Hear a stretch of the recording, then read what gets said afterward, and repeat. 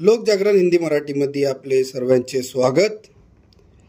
खामगाव तालुक्यातील आज शेतकऱ्यांचे रोष।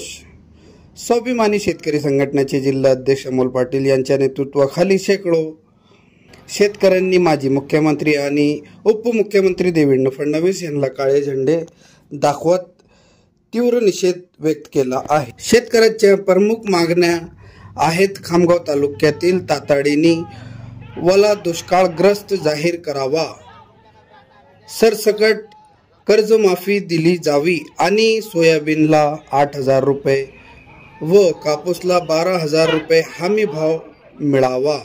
या मागण्यासाठी शेतकऱ्यांनी आज रस्त्यावर उतरून शासनाविरुद्ध जोरदार आंदोलन छेडले आहे।